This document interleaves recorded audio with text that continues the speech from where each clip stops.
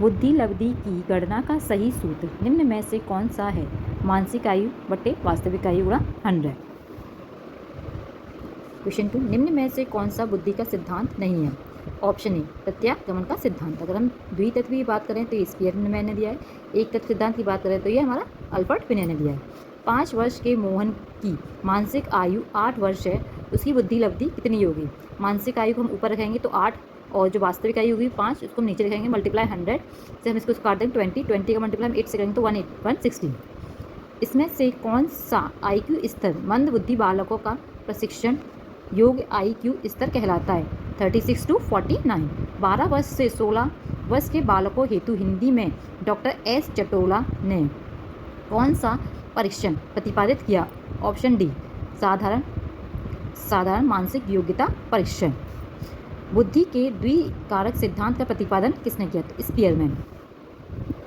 औसत बुद्धि वाले बालकों का मानसिक स्तर होगा 90 to 109। निम्न में से कौन सा तरल क्रिस्टलीय बुद्धि प्रतिमान के प्रतिपादक थे? तरल बुद्धि की बात करें तो कैटल। कथन, हमारे बीच ऐसे लोग हैं जो लंबे हैं, कुछ छोटे हैं और कुछ गोरे हैं, और कुछ अन्य काले हैं, कुछ लोग पुष्ट हैं और कुछ कमज़ोर हैं। यह किस स्थापित सिद्धांत पर आधारित है? ऑप्शन सी व्यक्तिगत असमानता। इसमें असमानता दिखा रहा है कि कोई लंबा है, कोई छोटा है, कोई गोरा है, कोई काला है, कोई पुष्ट है तो कोई कमज़ोर है। तो इसमें व्यक्तिगत असमानता को दर्शाता है क्वेश्चन। रेविन प्रोग्रेसिव मैट्रिक्स का प्रयोग डैश के मापन के लिए किया जाता है? ऑप्शन सी बुद्धि के लिए। यदि बालक की वास्तविक आयु 13 वर्ष की और मानसिक आयु 14 वर्ष की होगी तो बुद्धि लब्धि क्या होगी? मैंने अभी थोड़ी देर आपको पहले फॉर्मूला बताया कि मानसिक आयु को हम ऊपर रखते हैं, वास्तविक आयु को नीचे रखते हैं और मल्टीप्लाई कर देते हैं 100। तो इसका आंसर आएगा ऑप्शन बी 107.69। मेयर एवं स्लावे के अनुसार निम्नलिखित में से कौन सी प्रक्रिया भावात्मक बुद्धि के संप्रत्यय में शामिल नहीं है? ऑप्शन डी रचना। ये तीनों इसमें शामिल हैं। गंभीर मानसिक मंदता वाले बालकों की बुद्धि लब्धि क्या होती है? यहाँ हमसे किसी बात रहा है गंभीर मानसिक मंदता। Option B 36 to 51। कहीं कहीं ये आपको डिफरेंट मिल सकता है। संवेगात्मक बुद्धि शब्द को सर्वप्रथम किसने प्रस्तुत किया? अगर शब्द की बात कर रहा है हमसे संवेगात्मक बुद्धि शब्द की, तो ये हमारा दिया है मेयर और स्लावे। ये यहाँ पर गलत लिख दिया, ये शाह पे मात्रा है। बहुबुद्धि का सिद्धांत जोड़ देता है। ऑप्शन ए बुद्धिमत्ता की विभिन्न दशाएं हैं। हार्वर्ड गार्डनर के बहुबुद्धि सिद्धांत के अनुसार निम्न में से कौन सा जोड़ा बुद्धि के प्रकार और अंत स्थिति अनुपालन संभावनाओं के अनुसार सही है? ऑप्शन बी शारीरिक गति संवेदना, जो किसमें होती है? खिलाड़ी में। अगर हम मूर्ति कारक की बात करें, है ना, तो जो जाहिर सी बात है कैसा होगा, हमारा अलग होगा। मनोवैज्ञानिक मूर्ति कारक को हम भाषिक नहीं बोल सकते हैं, है ना, तो वो हमारा कहीं ना कहीं गलत है।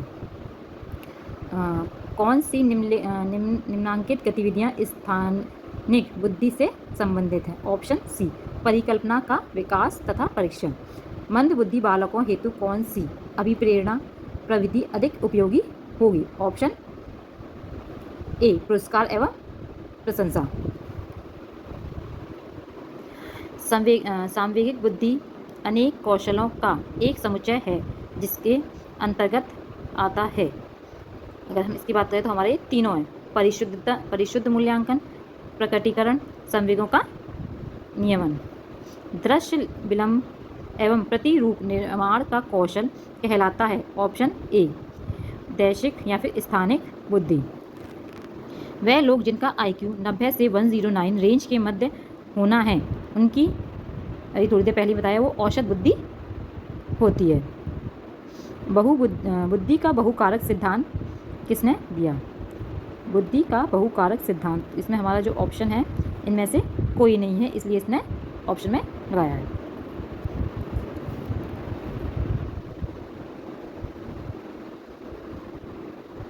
भावात्मक बुद्धि का परिभाषिक शब्द देने वाले विद्वान हैं? Option A Daniel Goleman. इसका आंसर आपको बताना भूल गई। बुद्धि का बहुकारक सिद्धांत किसने दिया है? तो थॉर्नडाइक ने दिया है, जो इसमें मेंशन नहीं है। अगर इसमें बहुबुद्धि दिया होता तो इसका गार्डनर हो जाता। इस क्वेश्चन में मिस्टेक है। स्पीयरमैन बुद्धि सिद्धांत में बुद्धि के कितने कारक बताए हैं? तो इसमें स्पीयरमैन की बात करें तो उन्होंने 2 भी बताए हैं और 3 भी बताए हैं, इसलिए इसमें से ऑप्शन बी और सी दोनों हो जाएगा। एक 10 वर्षीय बालक की मानसिक आयु 12 है तो उसकी बुद्धि लब्धि क्या होगी? मैंने अभी थोड़ी देर पहले बताया, मानसिक आयु को ऊपर रखेंगे, वास्तविक आयु को नीचे रखेंगे, तो इसका आंसर क्या आ जाएगा हमारा 120। बहुबुद्धि का सिद्धांत किसने प्रतिपादित किया? तो बहुबुद्धि अभी मैंने थोड़ी देर पहले बताया, बहुबुद्धि तो हमारा क्या था? Howard Gardner. निम्नलिखित में से कौन सा बुद्धि का निष्पादन परीक्षण है? निष्पादन परीक्षण है तो हमारा भाटिया बैटरी परीक्षण जो है निष्पादन परीक्षण है।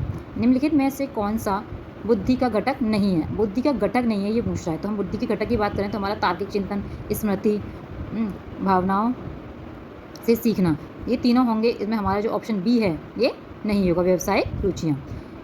किस मनोवैज्ञानिक के द्वारा सर्वप्रथम बुद्धि परीक्षण का निर्माण किया गया? अभी पूछ रहा है कि सर्वप्रथम बुद्धि परीक्षण का निर्माण किसके द्वारा किया? तो विनय के द्वारा किया गया।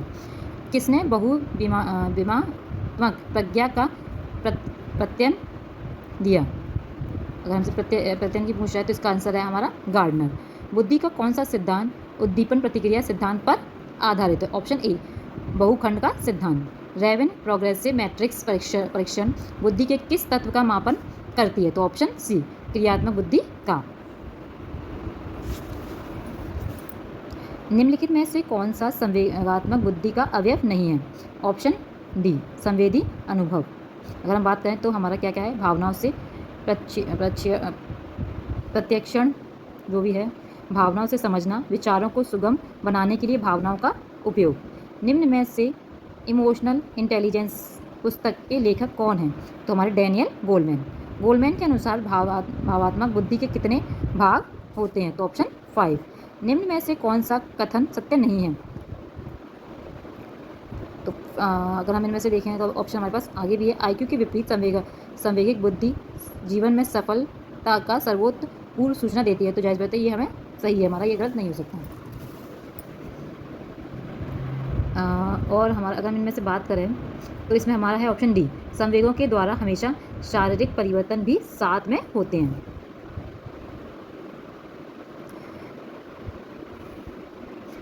Frames of minds the theory of multiples intelligences पुस्तक के रचयिता हैं? Option C H gardener.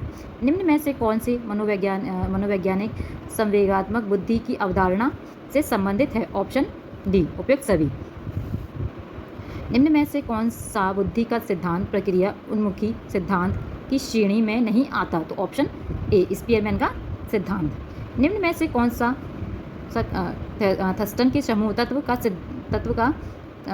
सिद्धांत का एक तत्व नहीं है? तो हमारा ऑप्शन है डी प्रतीकात्मक योग्यता। हम इन तीनों की बात करते हैं, ये तीनों हैं योग्यता, प्रवाह और शाब्दिक योग्यता, शब्द प्रवाह और तार्किक योग्यता। संवेगात्मक बुद्धि पद का प्रयोग सर्वप्रथम अमेरिकन मनोविज्ञान doctor Peter Salovey and John D Mayer द्वारा किस वर्ष में किया गया? तो ऑप्शन सी 1990 में।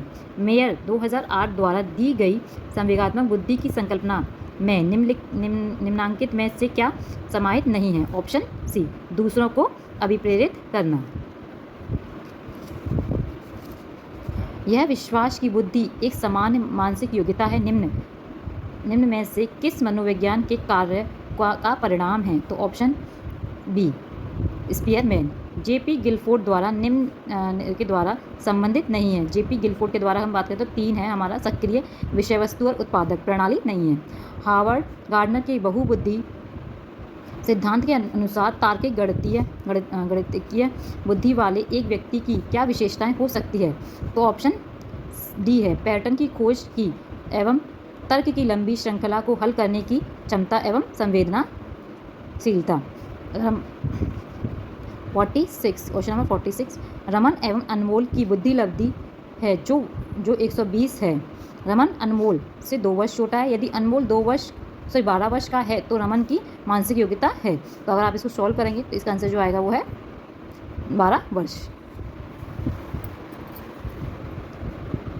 यदि किसी बच्चे का मानसिक आयु 5 वर्ष, कालानुक्रमिक आयु 4 वर्ष, तो बच्चे की बुद्धि लब्धि क्या होगी? मानसिक आयु को हमेशा आपको ऊपर ही रखना है, तो 5 ऊपर आ जाएगा, 4 नीचे आएगा, मल्टीप्लाई 100, तो 100 से हम इसको काटेंगे तो ये हमारे से कट के हमारा जो आंसर आ जाएगा वो है 125। बुद्धि लब्धि का संप्रत्यय प्रस्तुत किया। बुद्धि लब्धि अगर हम बात करें तो किसने दिया? हमारा विलियम स्टर्न ने। पर्यावरण को समझने, सविवेक चिंतन तथा किसी चुनौती का सामना होने पर उपलब्ध संसाधनों का प्रभावी ढंग से उपयोग करने की व्यापक क्षमता है। ऑप्शन सी बुद्धि। मंगोलिज्म प्रकार के मानसिक मंदता व बालकों का लगभग बुद्धि स्तर प्रसार क्या होता है? तो ऑप्शन ए 20 से 25। आज हम 50 क्वेश्चन करेंगे, अगली वीडियो में फिर दोबारा से 50 क्वेश्चन या फिर 100 क्वेश्चन करने की कोशिश करेंगे। Thank you.